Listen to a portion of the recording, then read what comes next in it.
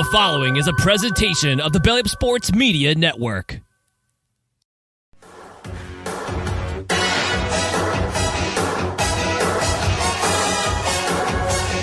This is the main event.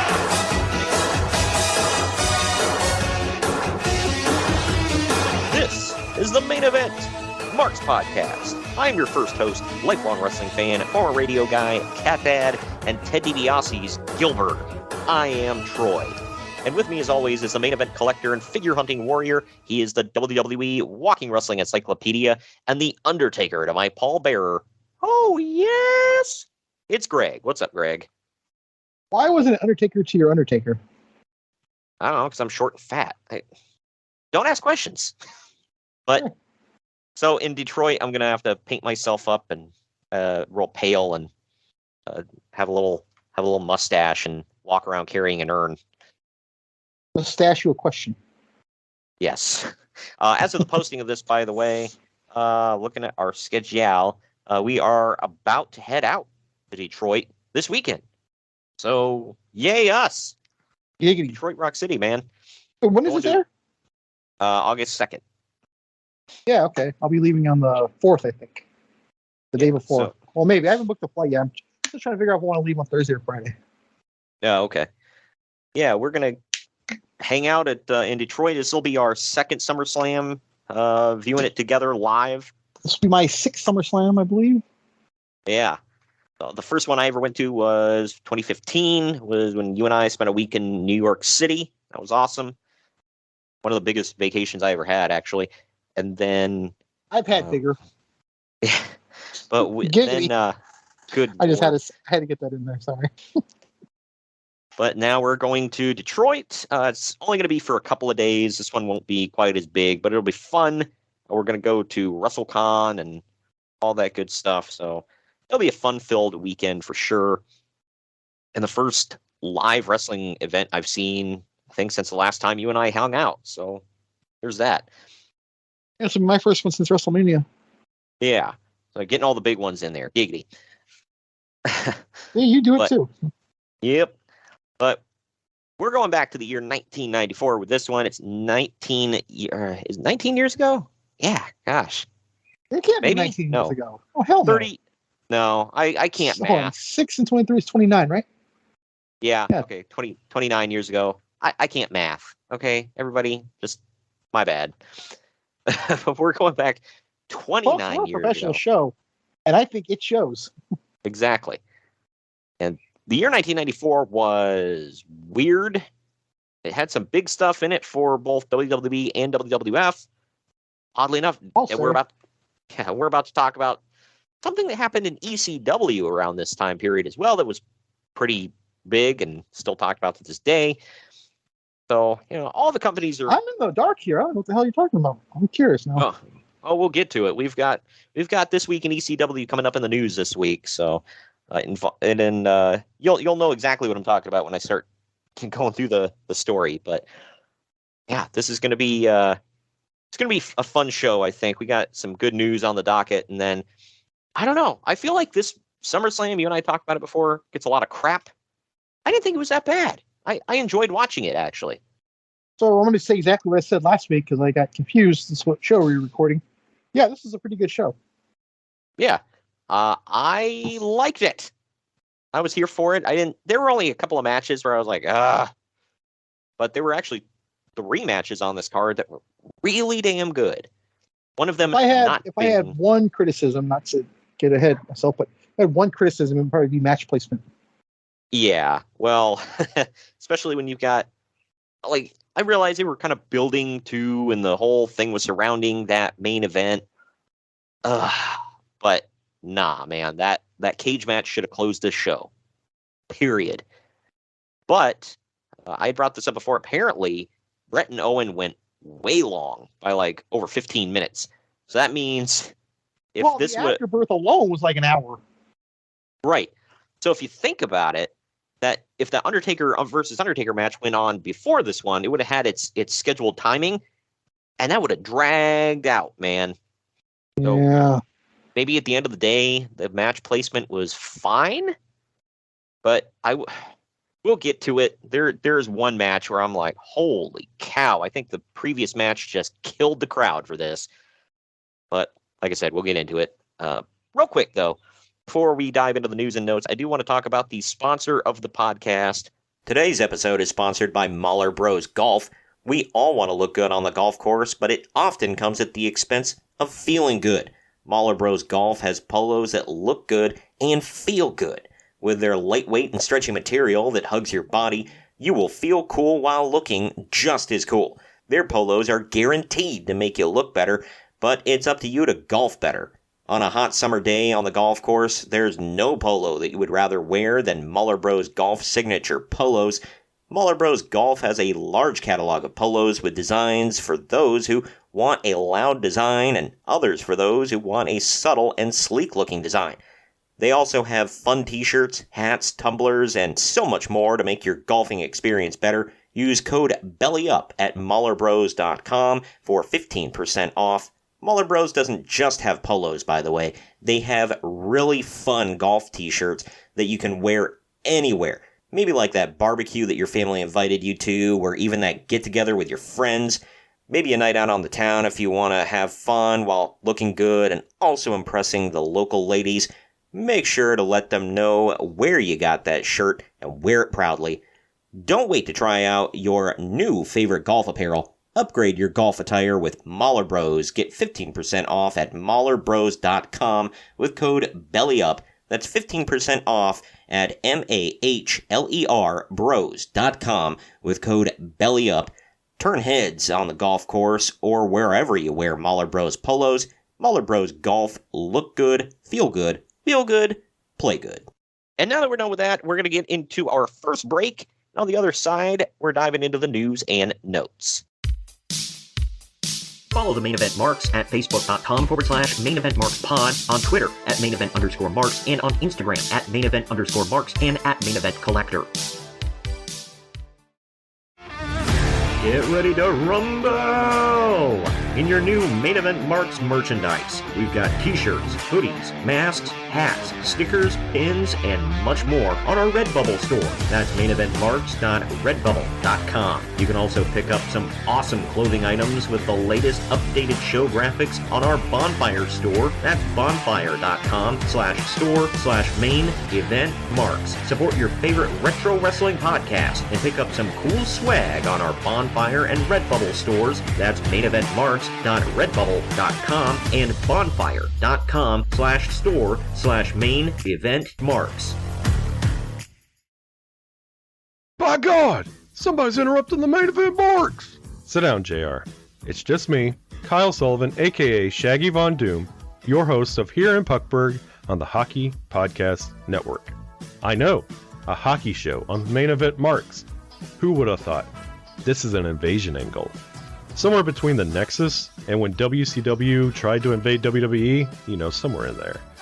But I'm over here just telling you that one half of your tag team champions over here, Greg, he told his story of his love for the game of hockey over on my show. And if you'd like to hear that story, all you have to do is search Here in Puckburg wherever you get your podcast or on YouTube. In the meantime, Shagamania's got to go run wild on some other hockey show. So, just remember, quote the Raven, nevermore.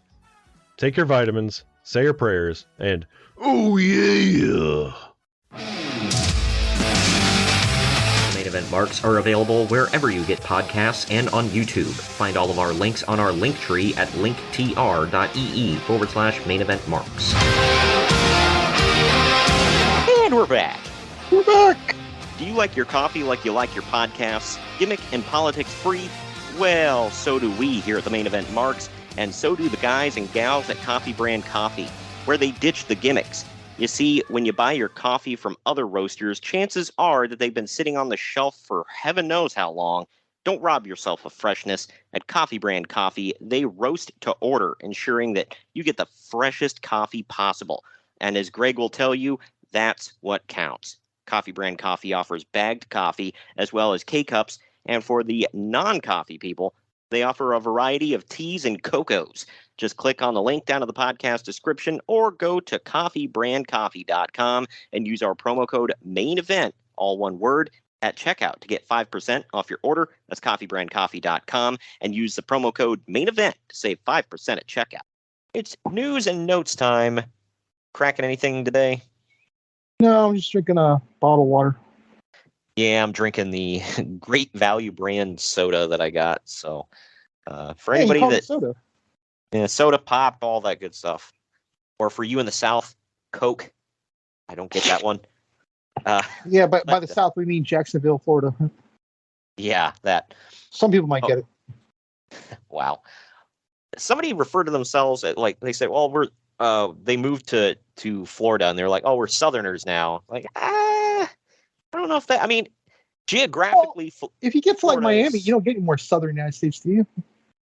Well, yeah, well, I was going to say, like, if you're talking geographically, yeah, Florida's in the South, obviously. But if you're talking, like, when you think Southern people, Florida ain't the first place you go to. I mean, maybe the Bayou people, like, or, you know, the people out on the Florida swamps and whatnot, the wrestle gators.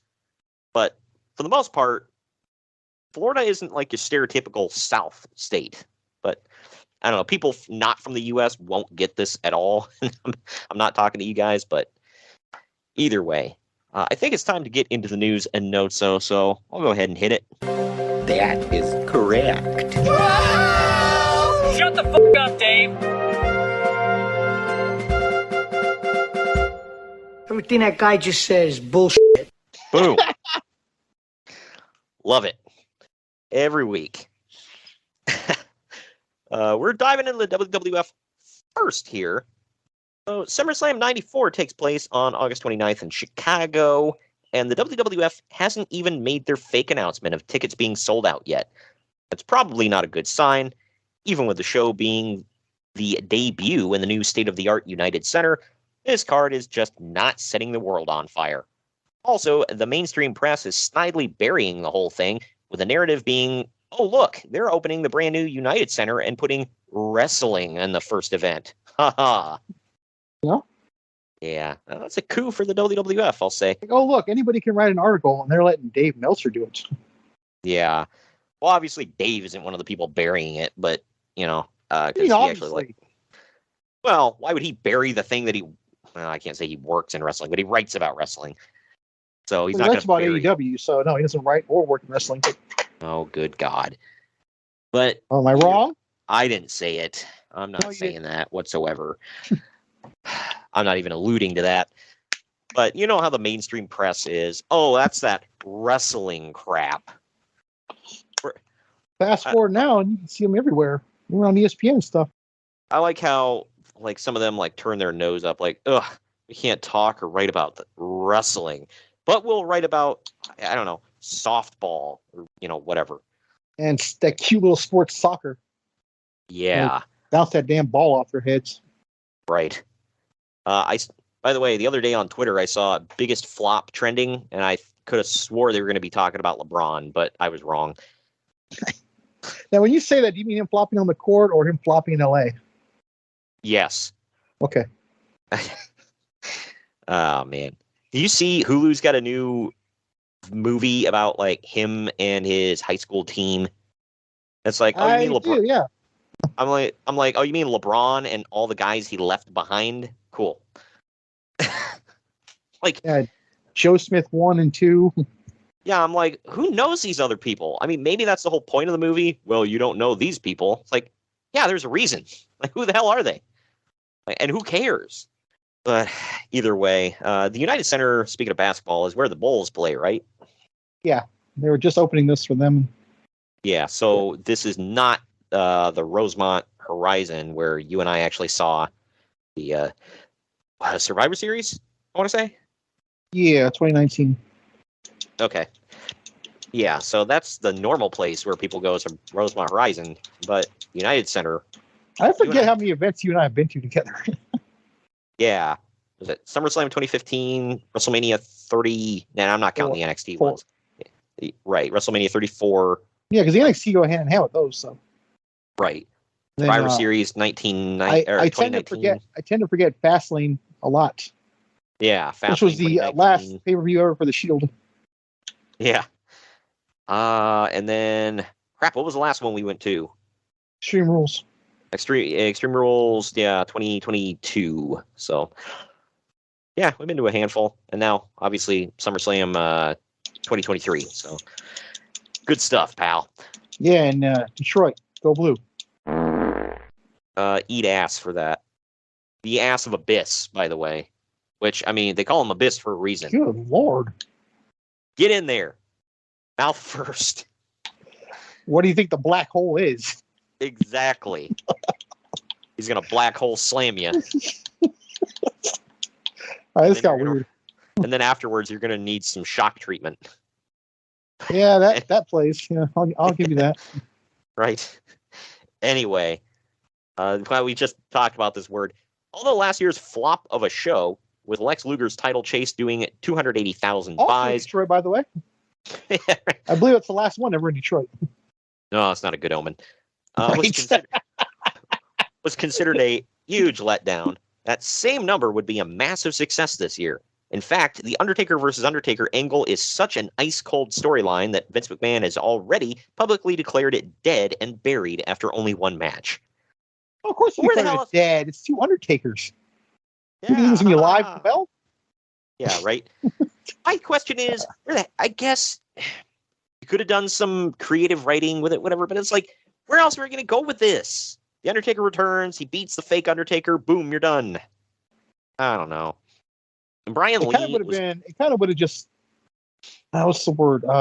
Redundant, wouldn't it? Yeah, right. To have more matches? My dad wondered for years when Kane showed up. He's like, I wonder if that was the same guy that was the fake Undertaker. And I had, when I started... Okay, that's funny. My dad said the exact same thing. Yeah. I guess you can see why they would think that, though, right? Right. Yeah. Because it's like, maybe he got another job and came back as Undertaker's brother. Like, nah. I mean, obviously, people that didn't live online back in the late 90s, a lot of people didn't know. It's like the fake Undertaker was in DOA at the time. So because of the real Undertaker. Right. Well, yeah, because of the real Undertaker, he really would be DOA after a while. That's gonna age badly. Right. Now, speaking of which, Brian Lee will be taken off of house shows, and he'll be back soon with a new look and a new character. And that sets me up for the first one of these of the podcast. I didn't even hit that because I didn't even think about it. If by soon you mean 3 years, sure. People define time in their own way, okay? So. Yeah, right. Well, like that one where they said, oh, well, 123 Kid will be back soon. They said 123 Kid will be back in September or whatever. And they didn't. And then they were like, well, they didn't say September of what year. Right. Yeah. So it's your fault for not looking at the fine print. Exactly. But either way, meanwhile, Bret Hart versus Owen Hart also comes to an end after limping to a finish for the past few months, while house shows have died steadily with them on top. Although houses started strong with the match, interest didn't last, and the last 2 months have been the lowest drawing houses in the history of the company. Uncle Dave does note that although WrestleMania was an all-time classic match between them, the house show matches have been massive disappointments. Quote, Bret Hart doesn't usually live up to his self-pronouncements of his own abilities at house shows, Uncle Dave notes. So he doesn't try that hard when there's not a camera on? I guess so. I mean, I've heard of that. Some guys are like, why? Why risk injury and go hard? Like, it's just, I realize you want to put on a show, but I don't know. I can see both sides of it, maybe. Oh. I just think that, his wrestling skill may have been better than everybody, but his character appeal was not Hogan. Sorry. Dude, I got some notes on his promo from this show that, Yeah, I know. There's a reason they kept Anvil around for so long. And he wasn't good either. No, but he was better. Right. And every one of his promos was like the Warrior, by the way. He just yelled. Yeah, right. I'm going to say something. I'm going to say it loud, and then I'm going to laugh. Anyway, the WWF tried an experiment of doing a live call-in show on the USA Network this past week, and it was a complete disaster. As all of these are.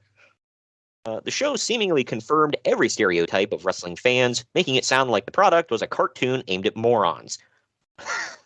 Wow. Uncle Dave thinks that either the company Ironically, was... the morons read his news. Wow. Uncle Dave thinks that either the company was screening calls to weed out anyone who might actually ask a smart question, or more terrifyingly, the callers were actually a representative sample of their actual audience. Why not both? You don't know. It could be both. They could be weeding calls and they're all dumb. Yeah. I mean, who's calling in, though? Like, I want to know. It's like, what was the age range of these callers? Were they kids? Were they adults? Like, I would like to hope that if he's calling them morons, that these were adult callers. But you never know with Dave. Well, remember, adults read his newsletter, so. There's that.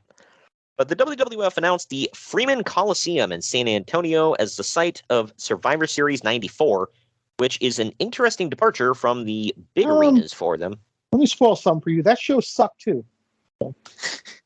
You don't say. This is actually a mid-sized building. I just watched it recently. I don't know if I've ever seen it. My binge watching, I got there, so I had to watch it because I'm a completist. But right. It was The Undertaker and Yokozuna in the casket match, and Chuck Norris is there. Oh, yeah, and Double J eats the boot. Yep. Yeah, okay. Which I think he's on record saying was a career highlight for him.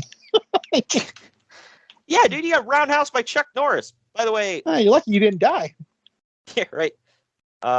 Chuck, by the way, look, I realize he's a legit badass in real life, but I would like to hope he was holding back, and this is why. You notice that Jarrett had to, bend over to get it in the chest? I don't remember that, but I remember him flopping back on top of his head. Yeah. This is going to age badly. Brian Armstrong debuted at the WWF TV tapings and didn't get over at all. However, for people that don't know, that's BG James, Road Dogg. I like you go that one first. Yeah, I don't know why I brain farted on that one. It's, but yeah, it's the Road Dogg. Mark Calloway, he was formerly known as Mean Mark Callis and then The Undertaker. You always thought we're the best. Well, yeah. Duh. Anyway. But, however, since both he and Max Payne were at the tapings, and both are musically talented, there's been discussions of doing some kind of rock band gimmick with them. Man, what could have been? Only. Road Dogg's more of a rap guy, isn't he? Rap, country. Max Payne, as everyone knows, was heavy metal, right? Yeah, I mean, he was just rock in general. That's Man Mountain Rock, right? Yes. He does, as you mentioned, he does get a job as Man Mountain Rock. Brian Armstrong gets a job as the roadie to Jeff Jarrett. It's going to progress pretty well, I think. Yeah, I could be wrong. He's the roadie. And okay, so looking back at it now, I can definitely hear that's his voice singing With My Baby Tonight. Oh, yeah, I did the same thing, yeah. Growing up, I had I didn't really follow this storyline, until years later, and then I found out about it. Because by the time I knew him, he was Road Dogg already. But going back, he never spoke as a Road Dogg ever, so you couldn't even get an inkling of what his voice was like. So, yeah, right. Yeah, it wasn't until he came back without Jarrett that he spoke for the first time. So, there you go. But anyway, the WWF did a fake title switch at the tapings in Portland, Maine on August 17th, with Owen Hart apparently beating Bret Hart for the WWF title with help from Jim Neidhart. However, after the airing of the finish on the video wall, the ref restarted the match and Bret won. Yeah, I mean, this kind of stuff happens. Is this one of their things where they gauge the reaction or what? I'm thinking, yeah. Because they did this stuff all the time back in the day. I don't think they do now just because the internet is so prevalent. But back then you could kind of get away with it. There was the one you and I talked about where Ultimate Warrior would win the world title at the beginning of the show. Or no, the Intercontinental title. He would win the Intercontinental title first match on the show. Come out, do some taped segments for TV down the road with the title. And then at the end of the show, he'd be stripped of the belt for some BS reason. Championship, pal. God dang it, pal. But yeah, so weird. I like this one. Shawn Michaels and Diesel are now up to about 85% cheers for their matches at both tapings. Yeah. First of all, yeah, like you just pointed out, yeah, they're They were definitely just on their way to cool, being man. baby faces. Right. Like, how can you boo the cool guy? That's why the NWO was so over. Yeah, I mean, if you think about it, those two guys helped ruin heels. They Yeah, just right. completely crapped on it. And Razor too. I mean, Razor Yeah. wasn't really with them at the time, but whenever he was a heel, he was cool. People loved him. And the other thing about this, though, 85% is an odd number that Dave just pulled out of his ass. Well, I'm sure he was there and he did a head count and was looking at everybody cheering and then did the math. Yeah. You know, he's usually in depth with stuff. He doesn't just He pull Rain numbers out of his Manned it. ass. Yeah, right. Yeah. But instead of like toothpicks, it was fans. 85, 85, 85. Got it. God, speaking of aging badly, King Kong Bundy is back, but didn't tape any TV matches yet. Well, thank you, lucky stars. I'm just, even looking back now, I'm like, why did he come back? Not to Because crap they- on the dead, but like, why are you here? Because they trusted his word instead of actually, watching him first. Like, I'm gonna go with the fact, like, this is my thought process on it. King Kong Bundy was one of the people that convinced them, look, we need to start, like, even if they're a legend, give them a dark match first before we hire them. Because, yikes, man. Like, I think Pritchard said they signed him sight unseen because, well, he's King Kong Bundy. He did big business for us in the past. He had some good ideas. No, he was with someone who did business for you in the past. Yeah, right. Like, look, it was Hulk Hogan with opponent. All right, just insert somebody there. Like, it just so happened to be the big ass King Kong Bundy who, for some reason, shaved his eyebrows and looked like a damn egg. He was like the Messiah. Hogan was. He just like rubbed some what's that stuff that Tinkerbell had? Pixie dust. Yeah, he just drops pixie dust on there. Boom, to make $1 million. Yeah, didn't they? I think they said that on the Hogan or the Pritchard's show too, or they sprinkle some Hogan dust on them. That might have been where I got that. Okay. Yeah. So, I mean, they're not wrong, but that's funny. It's Hogan working with that guy from Married with Children. The guy who inspired Married with Children. Yeah. In WCW now, the Clash of the Champions on August 24th should produce the highest rated broadcast in years. It probably We know what won't, that is. but it should. Yeah, it is. I knew you were going to ask, so I actually Hold pulled on. it up. 94. Let me guess. Is that Hogan and somebody, and then Butcher is revealed to be Brutus the Effenbar Beefcake? Well, let me see that first part. That is correct. It is let's see, Hogan and Flair is the main event. Okay, I was going to say Yes. that, but I felt like that'd be the easy answer. Early on in the show, Hogan was attacked by a masked man played by Arn Anderson, though in the storyline, the assassin was eventually revealed as Brutus the effin' Barber Beefcake. I remember And- seeing that when I was a kid. I'm like, what the f-? Really? That was a huge swerve, dude. Because that was his guy forever, as we all know. But Brutus, I'm a number one guy. holy crap! Fans of Batman 89 will get that. But this, by the way, you and I talked about this when we reviewed, was Bash of the Beach 94. So this was actually the show where Steamboat suffered a career-ending back injury. So there Oh, you go. man. Yeah, because they did a rematch for the U.S. title, him versus Steve Austin. And falling off the second rope, by the way, and his ass. That ended his career. Yeah, Not laughing at it, but like, how does that happen? Like, I know, man. it's probably something you learn day one. How to fall on your ass. I feel like you and I need to watch this show sometime just because of the historical significance of it. But either way, it's so back to the story, though. You have Hulk Hogan, Ric Flair, good momentum, and probably a title change.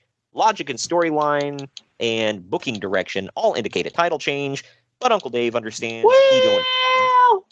But Uncle Dave understands the ego involved and wouldn't want to place any money on it. So, yeah, that first part. I mean, Flair does win, but he doesn't win the title. Ironically, Hogan will lose that title via DQ. Yeah, right. Because that's not stupid.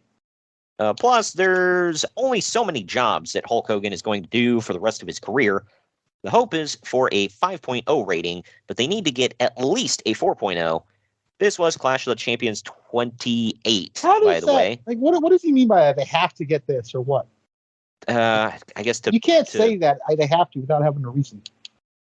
Of course, basically it's just, I mean, if you're looking at, statistics and whatever for the time, I don't know. I don't know exactly what he's basing it off of. He might have went more into depth in the article that I didn't read, but either way, this was Clash of the Champions 28, and it actually did a 4.5, so it certainly worked out well for them.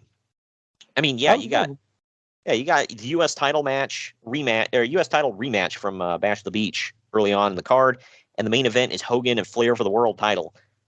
That's a pretty big card. This is free TV, by the way, obviously, but just pointing that out. Yeah, back when TBS had big time wrestling on it. Anyway, no, that's in Newark, California, big time wrestling. That's where Bailey's from. I'm just being a smartass. Sorry. There was a big time wrestling up in Detroit as well. That was the old Sheik's, the original Sheik, his territory. Now I'm going super nerd with it, but anyway.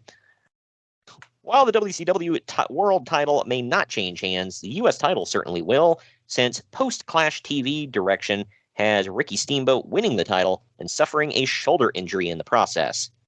Well, the shoulder injury may be fake, but the real injury is not. Yeah. That effing sucks, man. I don't understand. Well, you and I talked about a career-ending injury. It would just put him out for 21 years. How long was it? 2009. 10. Was it 9? Yeah, maybe it was 9. Yeah, it was 9. Yeah. So what's it? That's 15 years? Right. So, I mean, it pretty much ended his career. He came back for one match, but... 2. Was it 2? Yeah, he wrestled Jericho at Backlash. Which I mean, argue is better than WrestleMania. That's back when Chris Jericho could have a good match. Oh, don't say that to the Freakazoids. Nobody's been watching his stuff now, and I think this is great. I haven't seen a match of his that I've liked in a couple of years. So there's that. Yeah, he's still an all-time great, though. If anyone wants to yell at me, I'm not crapping on his legacy. I'm just crapping on him now. That'd be like if after what we saw at Crown Jewel or whatever the hell it was, or Super Showdown, I think it was, Shawn Michaels just kept on wrestling, in that form. Like, man, he sucks. It's like, yeah, but he's one of the greatest of all time, possibly the greatest. So there you go. Well, Jerry Rice is the greatest receiver of all time. Nobody wants to remember him on the Broncos of the Seahawks. So there's that. You're right. Just some California teams. Right. But Hulk Hogan did an interview with a Florida newspaper this past week, getting some good shots at people in the process. When they asked him about Bret Hart's description of him as a dinosaur, Hulk noted that he made 7 figures on pay-per-view for one match, so it's, quote, better to be a dinosaur than a sore loser, end quote. I guess he's got a point there, but it's still pathetic. Yeah. He also claims to have been producing television for 15 years, basically taking credit for everything Vince McMahon had done in the industry. That's always been a debate. It's like, could Vince have done what he did and made WWF what he did without Hulk? I don't think so, but I don't think Hulk would have been what he was without Vince McMahon either. Right. I mean, Hulk was starting an upward trajectory, and he was like a big deal in the AWA back when they still mattered. But they pointed out they didn't want to pull the trigger with him because even though he was arguably their biggest star, Vern wanted a wrestler, and Hogan was more of an entertainer. So I don't know. And that's why what made more money, the wrestler or the entertainer? Exactly. And Vince offered him some cash. He came down, boom, Hulkamania exploded. Because Hulkamania, Conrad always laughs his ass off about when Bischoff says this, but it's true, where he says Hulkamania started in the AWA, not in the WWF. And I mean, technically it's true. It didn't blow up. Another football reference here. Kurt Warner, one of the best quarterbacks ever, started in Canada, the Canadian Football League. Right. And nobody talks about that. Like, it's true. mean, yeah. Yep. Facts are facts. Right. And Conrad laughs about it. Oh, well, nobody cared about him in the AWA. It's like, I mean, they did. It just wasn't a national thing like WWF was. So that was always the argument. Did he get They're the like, title from Nick Bockwinkel and something happened? Like they did a screw reverse or something like that? yeah, they basically did a dusty finish on it. And it damn near killed the town. Because people were like, well, that's And then BS. he went on the greener pastures. Right. It's like, well, if you're not going to Can't give me make the belt. stuff up, dude. Yep. Oh, man. It's dumb. And yeah, I don't know. It's been debated. It's like, if he didn't get Hogan, could he still have done what he did? And could he have gotten somebody else and plugged him in there and made him a huge star? I suppose he could have done anything, but would the company have took off? That's the question. Yeah. That's like, The answer to your question is going to be yes. He could have got anybody. But would it have been enough to do what he did? I don't think right. So. Well, the debate was always like, okay, who the hell could it have been? It's like some people argued it's like maybe Dusty Rhodes.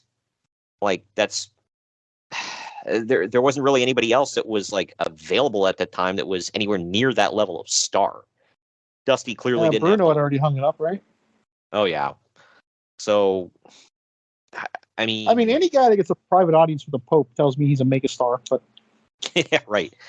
I'm gonna say, I mean, Dusty is the only one I can really think of. People argued maybe one of the like Kerry Von Erich or Gino Hernandez, but I mean, Gino's more of a heel. Wait, Gino's still alive at this time? In the early '80s, he is not right here. The time period we're talking about. No, I know. I forget what exact. Yeah, that was I can't sad. remember.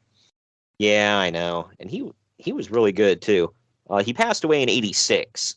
He was only 28, so yikes. But either way, it's a like big, him and Magnum TA could have done huge things for sure. I know they're different companies, but it's really a big what if. That's one of the biggest like what ifs around. It's like that's one of the things I hate about Dark Side of the Ring too, stuff like that. Right. Yeah, that and like I said, because somebody asked this question. There's stuff on Jim Cornette's podcast where he's like analyzing. It's like, if not Hogan, who? And could anybody have come close? And I think the only answer he came up with was Dusty Rhodes. I know it wasn't a thing yet, but I think later on, once they established him, Sting might have had a chance. Yeah, but by the time he was like big enough, where they could have done something like that, it was like what, late 80s? Right. Yeah, right. 88, 89. So, Hogan took 89 off. essentially is his coming out party, I believe. So. Right. Hogan took off in 81, 82, something like that. So, but either way, getting back to this though, speaking of Hulk, Thunder in Paradise appears to be dead in the water already, with the show not getting a renewal yet and nothing on the horizon. Yeah, that things aren't looking good for Thunder in Paradise. I think you and I both established our parents both like that show. Yep. So I know my dad watched it with my mom quite a bit, and I watched the movie. I don't think I ever watched the show. It wasn't that bad, but you have to look past the bad acting and stuff too. Yeah, right. Hulk was never a good actor. I'm sorry. I never saw him in anything where I was like, man, that's some good acting, man. I actually thought Suburban Commando wasn't that bad. No, that was probably his best movie. Right. That's actually my favorite film he ever did. But, oh, man, gotta talk about this guy. Johnny B. Bad blew out his ankle in England while doing a reality sports show. Wow. I had to get it in, man. God, if you're like a promoter or something, don't you get pissed when your guys get hurt doing something else? Yeah, right. This may screw up the current plan of having him win the TV title at Fall Brawl, since everything has already been taped around that. In the opening match, no less. Yeah, right. This is why you don't tape that far ahead, man. I think our buddy Jacob Grundy needs to do a retrospective on Johnny B. Bad, because that's the ultimate curtain jerker right there. Yeah, right. Hey, that's a good one. By the way, he did open the show, and he did win the title against Lord Steven Regal. So there you go, man. Good God. But one more time for curtain jerker. Exactly. One more time for good measure. Johnny B. Bad, ladies and gentlemen. He definitely does. I mean, He's at a least it's Johnny B. Bad. bad man. And he's so damn pretty. Apparently, WCW has managed to book Madison Square Garden for a Hogan-Flair match on November 26th, which would actually be one of the biggest stories of the year if it happens. Say that again. Who? Flair and Hogan. In the Garden for WCW? Yep, in November. Well, Yeah. So the other thing I have to say about this is incorrect. They never, ever ran the Garden for WCW. This one is just to set you up. Rumors were flying that Terry Taylor had been fired. There you go. Thank you for that. I got a Mattel figure of him. I actually don't have any figures of him.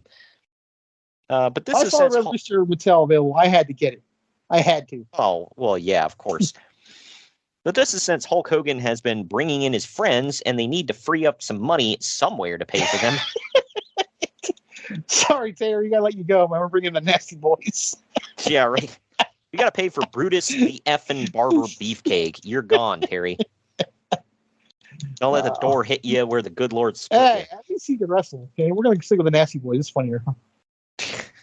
Hey, the Nasty Boys had some good matches against some good teams. Against the right people. Right. However, by the way, this just appears to be a restructuring of the deal, so he is not fired. So, how are you gonna fire the tailor-made man? Yeah, exactly. By the way, so the big joke backstage is that in the War Games match in September, it'll be the first time where Arn Anderson has the best body of anyone in the match. Holy hell! For a rundown of the teams. Hold on. 94. Let me try to guess. Hold on. I think it's 94. Is that Hogan and Sting and that's 95. You're not gonna guess. I don't think Hogan's in this one actually. No, he's not. This one was Shockmaster? No. Okay.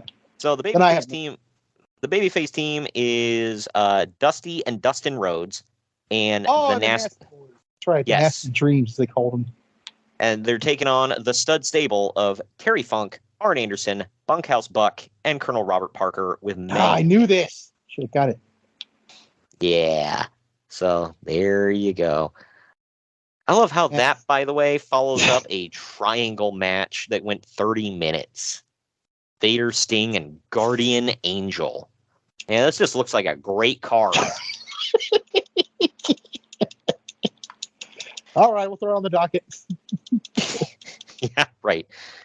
Oh, good Lord. Was this one of the months that didn't work for Hogan, brother?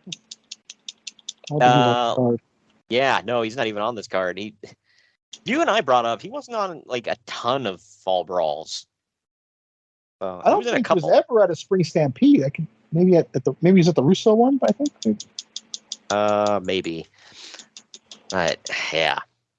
Anyway, because WCW news, they ran a house show on August 21st in Charleston, West Virginia, headlined by these guys again, the Nasty Boys versus the Sullivans, Kevin and Dave, in a cage match. Two problems are that the Nasty Boys have already turned babyface on TV, and second, the cage never actually arrived at the building. Oh my God. Wow. Good crap, pal. Yeah. The cage didn't arrive? Yep. Where was this at? No cage. West Virginia. You said August, so it's not a snow problem, so I don't know. Hell if I know, man. It's just because WCW. Maybe they got lost on the way to the building with the cage. Was it Charleston? Yeah. Isn't there Charleston, Carolina? Maybe they went there by accident. I don't know. Charleston, South Carolina, I think maybe. I think maybe they went there by accident. Like that scene on Tommy Boy. He's like, you see these two little letters after the city? That's the state. Good God. I like there was another story about that. I think it was WCW as well, but in a different time, where they went to the wrong town with the cage. Wow. I know there was one. I know there was one specifically where this was WWE. This was a lot less serious, but Elijah Burke did exactly what you said. He went to the town, like it was the same name of a town in the wrong state. Yeah. So he called them and he's like, "Where are you guys?" They're like, "At the arena." And he's like, "Oh, I'm in, whatever town." They're like, "What state?" And tells them, they're like, "Yeah, that's like 4 states over, moron." Again, I want to say, you see those 2 little letters after the city? Yeah, right. And it's like, but did they have an arena in that town? How did you make that mistake? I know. Like, that just seems like a really simple thing not to do. Were you riding alone? Like, most people don't ride alone. Usually they carpool, but what the hell ever. This one is... Yeah, this is speaking of because WCW. Eric Watts was on the chopping block. Oh, hell yeah. To finally rid WCW of his contract, but shockingly, someone in the front office screwed up, and now he's around for another 90 days. Damn, man, we're going to wait longer for Techno Team 2000. I know. Like, damn it. I was going to come in and set the woods on fire. That's going to be their Dungeon of Doom angle, and that's going to put the other company out of business. Yeah, it was going to turn business around. WWF was about to win the war right there before it even started. Frickin' WCW. They should be thinking, God. How does that happen? Oops, messed up. You're around for 90 more days. We're going to keep paying you, even though we don't want you here. Dude, I told you about that. I've told that story a couple times on this podcast. He did that to the Iron Sheik. They sent his ass home because he sucked. And if you don't cancel the contract before the end of it, it just rolls over for another year. And they forgot to do that. So they called him back in. That's some cell phone BS right there. Well, you didn't cancel with us. Now you're stuck with us. Yeah, right. Yeah, and so they were like, well, if we're going to keep paying you for another year, you might as well come in and do something. And they realized, oh, he still sucks. So they sent him home again.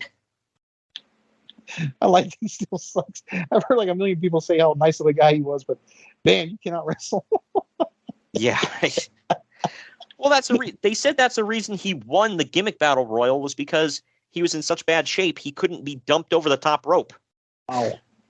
Yeah. Because they were trying to figure out how they were going to get him out, and they're like, forget it. Like, just have him win. Like when Bobby Heenan on commentary said, by the time he gets to the ring, it'll be WrestleMania 38. And then come WrestleMania 38, there are memes everywhere. And it's like, oh, she's just now getting to the ring.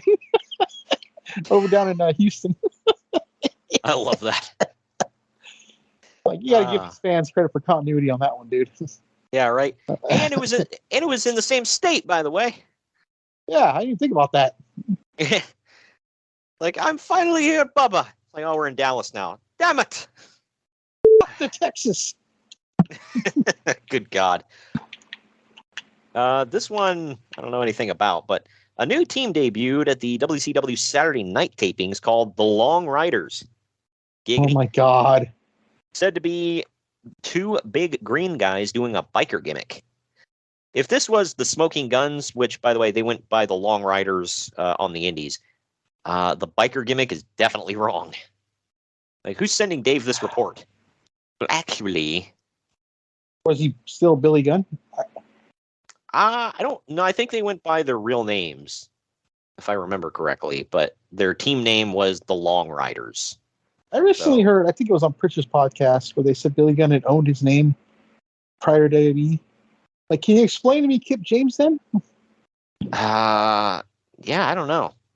But does he actually go by Billy Gunn? Do they ever say Billy Gunn now? Or is it just Billy? Yeah, they do. Huh.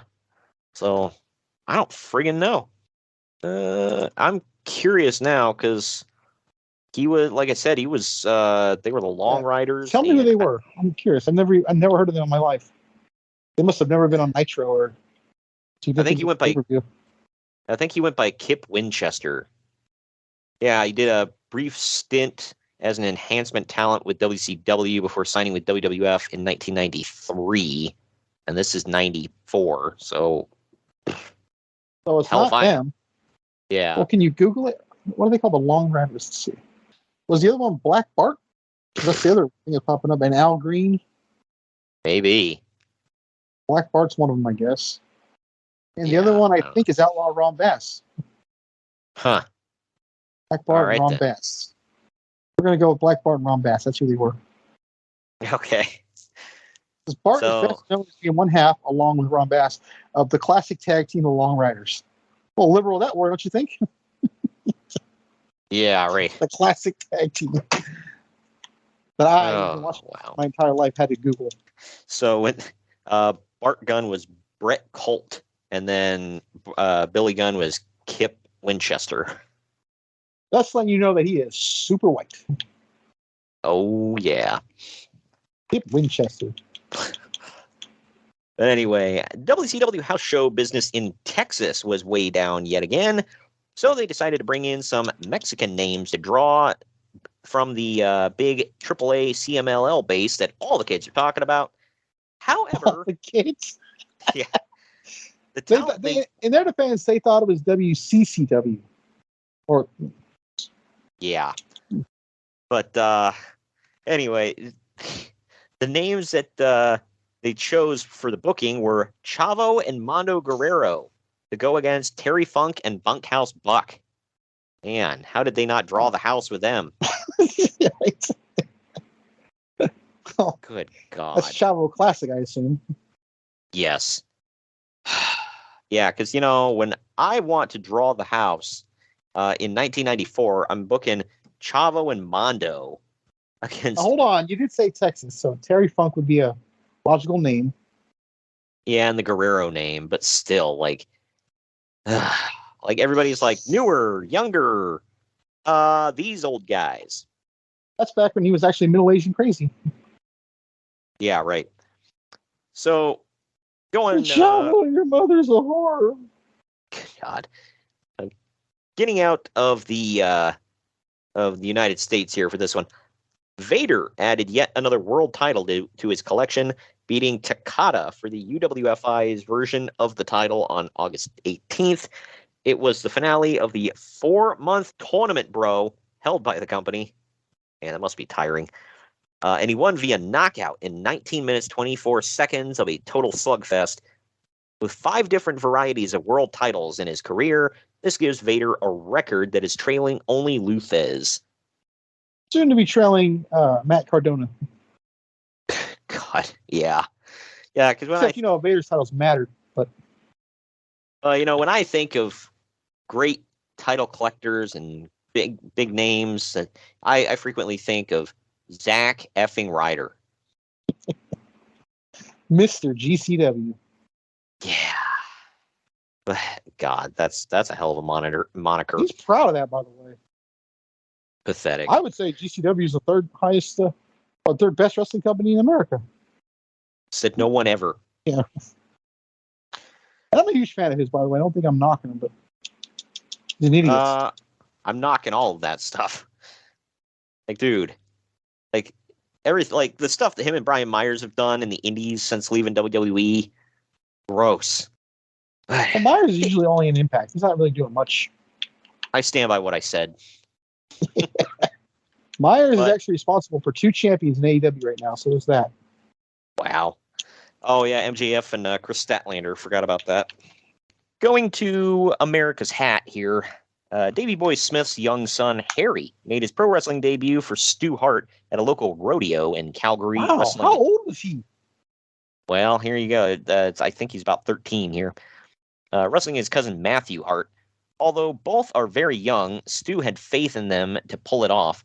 Unfortunately, Matthew Hart, brother of Teddy Hart, tragically died of a flesh-eating bacteria disease at the age of 13 in 1996. Yeah. Terrible. Okay, so he might have been 11 here. Who books an 11-year-old to wrestle? How's that not illegal? Canada, man. I don't know. Yeah, take the diaper off and get in the ring. Yeah, we're about to do this thing here. Just get in the ring and make him cry for his mama. That sound about right? Yeah, come on now. Quit crying, get in there and stretch his ass. Yeah.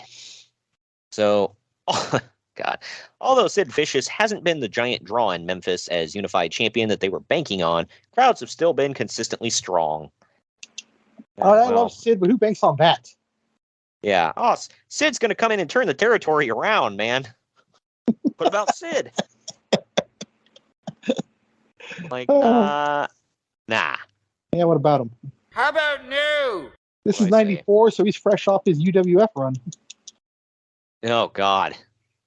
Yeah. Did Blackjack Brawl already happen? Yikes. Oh, man. I forgot about this story. Never, ever, ever a good lead-in on this show. Nope. But to Smoky Mountain Wrestling, where the Gangstas storyline continues spiraling out of control for Jim Cornette. My God. The backstory... go ahead. I don't know what you're going to say. I already know it's bad. Not good. Believe me, not good. Anyway, the backstory is that the WWF's syndicated deal was going into the toilet with ratings hitting new lows. So as a stopgap measure, they made a deal with Cornette and Jerry Jarrett. Well, you know. To include Smoky Mountain Wrestling and USWA TV shows as part of their syndication deal to sweeten the pot. Then they paid those. That would never happen in California, so I never saw it. Oh yeah, yeah. Well, I'm sure Californians were jonesing for some good old fashioned Southern wrestling. I'm just saying, I don't know how syndicated it was, but it didn't get this far.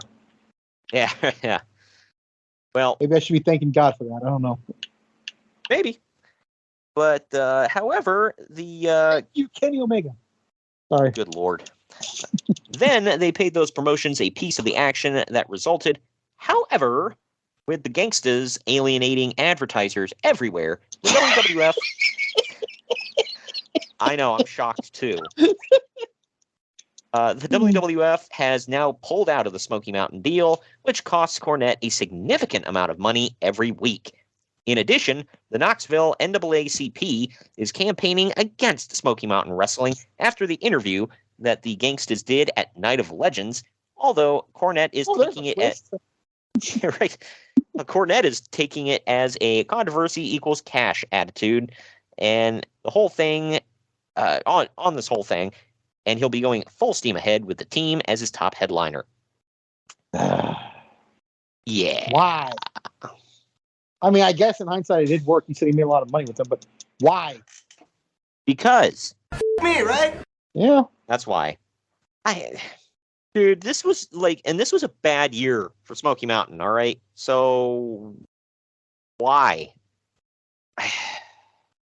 Because why not? This was effing stupid, man. Like, oh yeah, we'll just keep going with it, even though it's literally costing me money. Or on. Jim Cornette can be smart sometimes, but at the end of the day, I think he's kind of dumb about a lot of stuff. This being one of them. And I like, by the way, how this is causing the NAACP to. And for those who don't know, the Gangstas were black guys, so. Right. Maybe were they getting mad at the negative depiction or what? Which I can't blame them for. Right. They were probably thinking oh, this is making us look bad because, people are like, oh, well, all black people are like that. So, I don't know. It was dumb. Dumb. But it is this time of the week. We haven't done this in a little while, so I'll hit it. This week in ECW. And this will wrap up our show, or our news segment, if I may have another volley. So after a week of haggling, it appears that the Rogue NWA World Title Tournament will in fact be sanctioned by the National Wrestling Alliance after all. Oh, yay. That's wonderful. Yeah, I wonder where this is going. Yeah, right.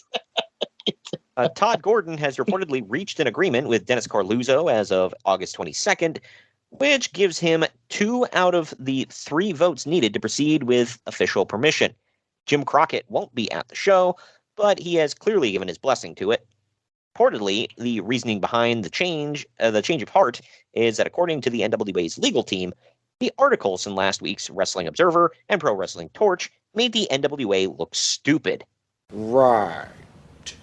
Well, There's a lot more look stupid than that, but yeah. So a couple of articles in some dirt rag wrestling magazines made you look stupid.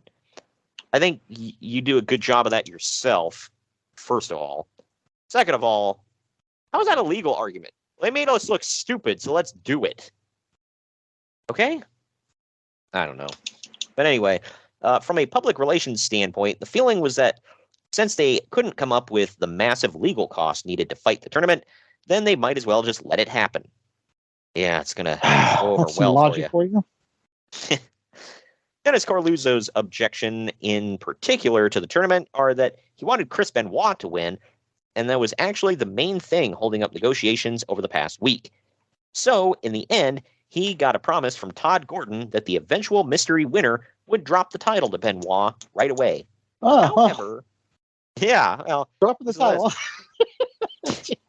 Well, he did. However, Paul Heyman reportedly stirred the pot further by promising Corluzzo that ECW would just steal Benoit anyway. Oh, well, they do. Right. Like, dude, you're negotiating to try to get him to say yes, and you might get what you want, and then you're like, yeah, but go F yourself. Like, what? Just shut your mouth. God, Paul. Anyway, meanwhile, I've never seen someone be brilliant and a dumbass at the same time. Have you? We just talked about Jim Cornette, man. I see a correlation here. Yeah, right. But meanwhile, Jim Crockett tried to sway his buddy Dennis to Gordon's side by telling him that he, quote, had never heard of Chris Benoit anyway. So why make such a big deal of having him be the champion? Well, now, to be fair, a lot of people hadn't. Was he still just a Pegasus kid? At this time, he was, I think, wrestling just as Chris Benoit. Well, even so, not many people knew him, right? So you can't fault with that. Yeah. Well, Uncle Dave came back with saying, who the hell hasn't heard of Chris Benoit in 1994? Me? I know, I know much, but... I mean, if you don't have your head in the dirt rags and stuff, I mean... He says, so either Crockett is a liar, or he's terrifyingly out of touch with the current product. I'm going to go with the latter. That tends to get thrown around a lot for those guys in that era. People still say the same thing about Jim Cornette. Right. Anyway, no one is Paul Heyman, we've also mentioned, has adapted to the current thing. But yeah, right. I don't know. This just depends on your mindset, if it's fixed or not. Yep. Anyway, no one is quite sure how the impasse was broken, but it's almost for sure that the tournament will take place on August 29th. Yeah, and I don't know if that's the date, but it does happen. And to wrap this up... I want to get back to dropping the title here. Yeah, right. People don't know. That's the infamous... what's his name? Shane Douglas. Yeah, fuck Steelers. That was the infamous one where he throws the belt down. Okay, so I guess he didn't drop it because he threw it, right? So, yeah. 6 one, half dozen the other. Right. But to wrap this all up, speaking of him, Shane Douglas did an interview on the August 16th ECW show for the NWA title tournament, where he constantly compared himself to Ric Flair and challenged him to a shoot. Yeah. You were never Ric Flair, you idiot. Ever. Yep. Uncle Dave thinks that this was wasting TV time by using your product to build up a match that you can't deliver. Right. You don't say. Gotta give Uncle Dave that one. Right. Also, the line that we always like to use. So we remind everybody that the big star is on the other channel. Yep. Oh, man. Anyway. Well, that does it for the news and notes. You ready to get into the event? I actually am this week, yes. All right. Well, we're going to take our next break. On the other hand, the other end of it, we're going to dive into SummerSlam 94. And after this. Follow the Main Event Marks at Facebook.com/Main Event Marks Pod, on Twitter at Main Event _Marks, and on Instagram at Main Event _Marks and at Main Event Collector. What's up, everybody? I am the hardest part of the ring, the host of the Apron Bump podcast. Ugh. Another wrestling podcast. How many times can I listen to fans tell me who needs a push, who doesn't need a push, who brings Vince's coffee these days? Enough! The Apron Bump is about the journey. It's about nostalgia. It's about discovering new forms of wrestling to really tickle your pickle as a wrestling fan. The podcast brings you reviews of wrestling events all over the world, whether it's WWF, WWE, WCW, ECW. We even cover the golden eras of Ring of Honor, Progress, TNA, and more promotions in the future as well. New episodes every Wednesday. Bump Day, yeah? Go to apronbump.com or go to your favorite podcast platform or YouTube and subscribe today for the most diverse, fan-friendly wrestling podcast in the world. I'm Hard. Main event marks are available wherever you get podcasts and on YouTube. Find all of our links on our link tree at linktr.ee/main event marks. Everybody's got a price. And we're back. This is WWF SummerSlam, the Summerfest of 1994. The date. Shout out to Jeremy Piven. Well, I'm sure he's listening. Exactly. He's got nothing better to do. It's not like he's got a job right now. Anyway. The date is August 29th, 1994. Tagline, so hot, it's scary. Sure. Yeah, that's what I say about Gal Gadot. Right. But I will say this, when we go up to Detroit, I don't think I've never been to Michigan, but I don't think Michigan gets all that hot. Could be wrong, but. Well, I don't know why. I'm just surprised you've never been to Michigan. Because Yeah, you've been to Indiana, right? And Chicago. Oh, yeah. So. Yep. Well, the thing is, there's nothing in Michigan. Like, if I've pointed that out on the podcast before. It's like I've honestly looked around because I'm like, oh, what's places outside of the state I can go to that'd be fun? I've looked at West Virginia, Michigan. There's nothing unless you like to golf, hike, or fish. Which it's like, how white am I? Yeah, it's like, I like to golf and I like to hike. Not big into fishing. But it's like, I can do that right here in my own state. I don't need to go on vacation for that crap. I don't know. But anyway. Yeah, you're making me excited to go. Honestly, the only thing drawing me there is SummerSlam and hanging out with you. I'm not like, oh, I can't wait to go. Like I was when I went to Chicago or New York. Hell, even LA. Well, that's my thing. Normally they do SummerSlam in a kind of a fun spot, like a vacation spot. Not that I'm complaining because I want to go, but Detroit? Okay. Why don't you just hold it in Indianapolis? It's just about as happening as Detroit right now. I feel like as far as big pay-per-views go, they only had one. It was WrestleMania 8. Michigan? No, Indianapolis. I think they might have had a SummerSlam in the past too. Right. And anybody that I think you might have pointed this out, WrestleMania 3 did not take place in Detroit. It was in Pontiac, Michigan, which is down the road. Yeah, my dad told me that because he used to live in Detroit, and he said when they would go to Lions games, it'd take them 2 hours to get there. Oh, damn! Why? Because it's not Detroit, like people would think. Okay. Yeah, it's just like the old Richfield Coliseum is about an hour outside of Cleveland. So, but anyway, this venue was the I was wondering, the San Francisco 49ers actually play in Santa Clara, which is about a 40-minute drive from San Francisco. So it happens more than you would think. And the Giants and Jets play in Jersey, by the way. So there's that, too. Yeah, that's always funny. But anyway, this venue is the United Center in Chicago, Illinois. The attendance was 23,300. So pretty good. Can't tell me he was not wanted to be seen by people. Yeah, most of the card looked halfway decent. But the buy rate was 1.25, which amounted to 300,000 buys. Not bad. It's actually pretty decent. But we start the show with Macho Man. I think I watched it at my buddy's house. Was that when he had the scrambler box? Probably. That's funny. But we start the show with the Macho Man Randy Savage coming to the ring, cutting a promo to the crowd, firing him up.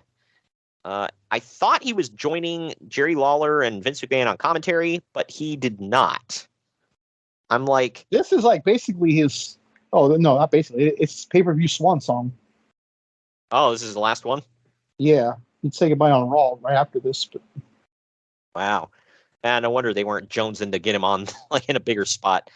But now we go into our first match of the evening. It is IRS and Bam Bam Bigelow with Ted DiBiase, who, by the way, is all over the show. Taking on the head shrinkers of Fatu and Samu with Afa and Captain Lou Albano in their corner. That's a fun story. Bunch. This was supposed to be for the tag titles. More on that later. Huh. Well, this goes just shy of 7.5 minutes. The managers keep getting involved and getting hit. Finally, Afa interferes and causes a disqualification against the head shrinkers. God. Uncle Dave didn't rate this for whatever reason. I gave it 2, below average. What say you? I gave it 1. This sucked. Maybe that's why the titles weren't on the line. I mean, obviously, there were no titles to be on the line, but it might have added something. Yeah. Didn't we just talk about the title swing changes at house shows, by the way? I feel like we touched on that in the news. It was Owen's title. Yeah, well, there actually was a title change, and they stuck with it. Again, more on that later. What is with Diesel winning titles at house shows? And he won his Intercontinental title on Superstars, which is just as good. Yeah. Well, after the match, Ted DiBiase heads for the hills as Bam Bam, IRS, and the head shrinkers brawl up the aisle and into the crowd. You ever notice that all night Ted DiBiase acted like, I can't be hit. I can't be hit. Well, I don't think he literally could. Didn't he have that Lloyd's of London thing? Yeah, but that was only because I want to say it was Bruce Pritchard that broke that down. He said the stipulation was you couldn't be in a sanctioned match, like one-on-one match. That's why some people got around it by only doing tag team matches, because that was like skirting the line, but not going over it. Like, okay then. But we go backstage now for some Naked Gun parody skits where Leslie Nielsen is searching for The Undertaker. He says he's hot on The Undertaker. Yes, these are as bad as they sound. Yeah. They said he's hot on The Undertaker's trail, and there are pieces of paper taped to the walls that say Undertaker Trail. Yeah, that was clever. Yeah. I like when the one guy's talking to him, and he's like, you're on the case. And he looks down, and he's standing on a case. Yeah. Dumb. Well, I thought that was stupid, but it's in keeping with how that movie goes, I believe. I've never seen any of those movies, but... Yeah, I know. They're like the one movie I did like that was kind of like in that same vein was called Top Secret with Val Kilmer. It was kind of funny. It had all those stupid jokes like that in it, but no. You and I pointed out we never liked Leslie Nielsen. Didn't ever never watch found Naked him Gun. funny. Nah. We're gonna offend somebody with that. Whatever. Well, actually, but anyway. anyway. Marks, Twitter, you know the deal. Go for it. Yep. Anyway, up next is Alundra Blaze defending the WWF Women's title against Bull Nakano with Luna Vachon in her corner. This goes just over 8 minutes.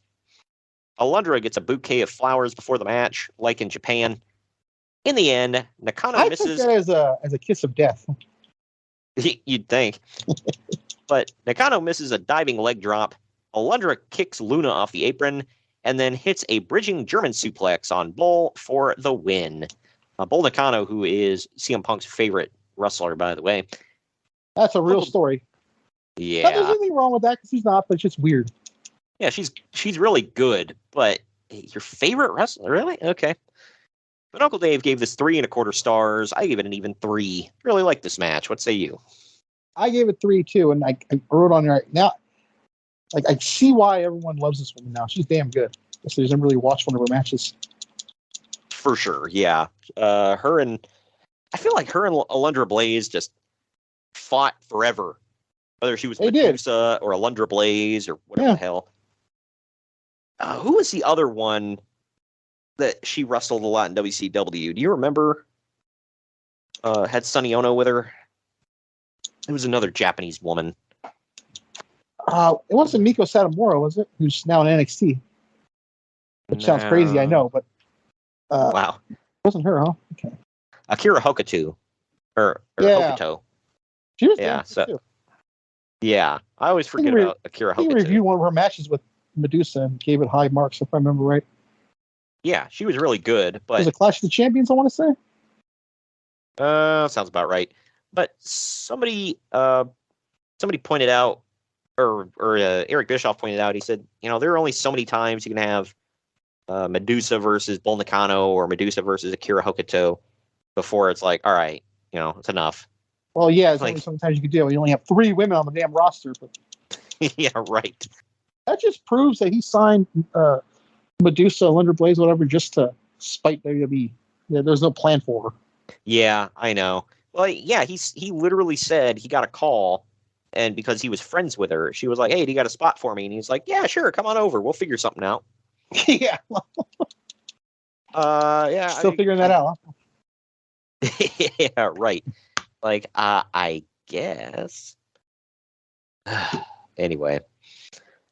But up next, or after all this, backstage, Todd Pettengill is standing by with the WWF Tag Team Champions Shawn Michaels and Diesel. They won them last night at a live event. Yeah, why the hell? Like, why was that a thing? So stupid. All right, but I want to break this down for you real quick, too. Because I was thinking about this and watching it. This whole thing was for nothing. They talked about the head shriekers, thus stripping them of a tag title match on the show. And then Diesel and Shawn Michaels would never lose the titles. They just get rid of them when they break up at the Survivor Series in a couple of months. So it's literally for nothing. Of course. Well, and partners must feud, bro. Anyway, HBK points out that collectively he and Diesel have held the Intercontinental title for the past 2 years. Yeah. And the road and the bump in there is Razor Ramon, who's also part of the group. So yeah, I think I talked about this on one of our last shows. Yeah. The Click, it's kind of hard to deny that the Click was running wild during this time, and it wouldn't get any better. Yeah, poor X-Pac, 1, 2, 3 kid didn't get nothing. Yeah, right. But Diesel is still cutting promos like a stereotypical shouty heel. I don't know. It wasn't very good in my opinion. It wasn't terrible, but it just seemed like he was playing the part of a wrestler.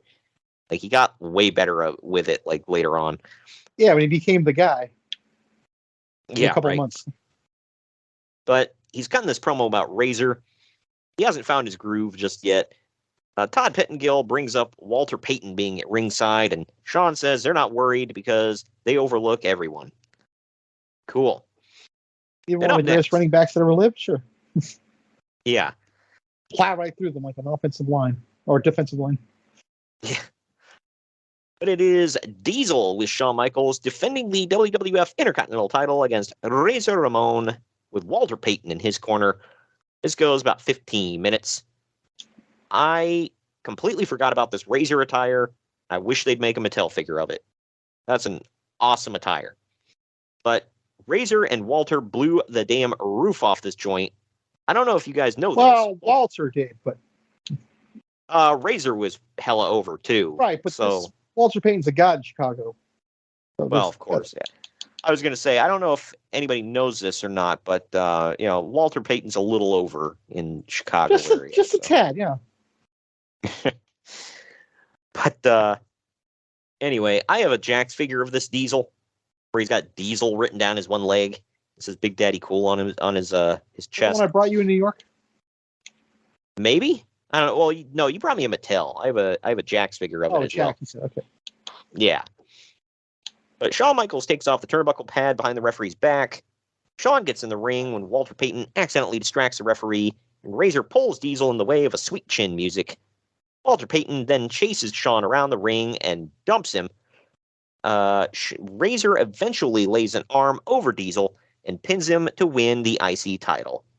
Uncle Dave gave this 2 3/4 stars. I liked it a bit more than that. I gave it 3.5. What say you? I gave it 3. I really liked this one. I thought it was really good. If anybody goes back and checks it out, this is one of my favorite matches on the whole card. There's the women's match, this match, and one other match. I think everybody knows. Well, the very last match, yeah, we know. But oh, of course, yeah. And after the match, Shawn Michaels storms off up the aisle, angry. An angry Diesel now follows him, shouting, "Come here!"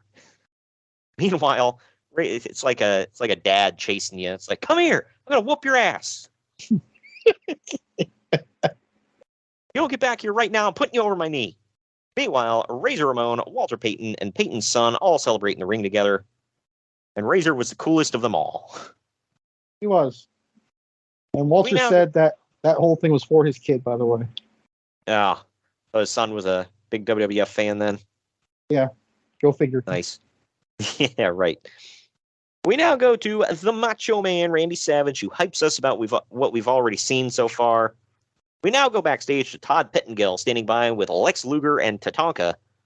They show the results of an opinion poll where 54% of WWF fans think that Luger sold out to the $1 Million Man. Lex tries to defend himself, but Tatanka doesn't believe him. If Lex, if there was a drinking game here where he took a shot every time Tatanka said the words "sold out" in his promo, you'd be in a coma by the end of this. I don't know if you saw any of the build-up to this, but he never referred to Ted DiBiase as just Ted. He always referred to him like by his full government name, $1 Million Man Ted DiBiase. Well, yeah, it's like the Native American Tatanka. You got to say it all, man. Yeah, like I said, you don't want to get him confused with the Mexican Tatanka or the African American Tatanka. You got to let you know he's the Native American. Yeah, or the as we all know, the Chinese rice farmer Tatanka. Right. Good grief. Yeah. Looking back at it, maybe they just did that to let us know they had a Native American on the roster. Yeah. Pound it home, man. God dang it, pal. We're diverse. But I'm next. We're about to turn them evil. Spoiler. Tatanka versus Lex Luger in about 6 minutes. So going into this, did you think Tatanka was turning heel? Going into this, no. Looking back at it now, I'm like, if I knew what I knew now, I'm like, oh, it's obvious as hell. But going into it, no, I was shocked. Yeah, well, my thing is, I don't think anybody saw it coming, not because it was like, oh, it was a good swerve, but it was because it was stupid. Like, in my opinion, anyway. I don't know. To this day, I'm like, why does he turn back? I don't get it. Because swerve, if you listen to the crowd here, Tonka's pretty over, but... Well, about that. So, Tatanka's doing some stupid look here where he's basically pasting his bangs to his forehead. Did you notice that? I did not notice that. It looked dumb. I'm like, are you doing this on purpose? Because it looks weird. Or like he just poured water all over himself and his hair was just like sticking to him. But Lex's theme music. You know what? Now I'm picturing it back now. Yeah. They were like down. I'm like, what the hell's up with your hair? Okay. And the red part was like gone. Right. But Lex's theme music is so low, it sounds like he's entering to silence. I don't understand that one. Before anyone says he wasn't over, because they killed him. That was my this is not a good example here. The first thing I said here was how Lex wasn't more over during this time period blows my mind. He's athletic. He looks great. He's draped in the American flag. I'm like, come on. And they were like, God dang it, pal. He's just not getting over. He's not connecting with the fans. Like, apparently he did in WCW. What the hell are you doing wrong? Pairing him up with an undercard guy? I guess. Keep in mind, this is Lex's hometown. That's right. Yeah. He was in a pretty big built-up match here with some backstory. No one gave a damn. You could have heard a mouse pissing on cotton. Up in the rafters.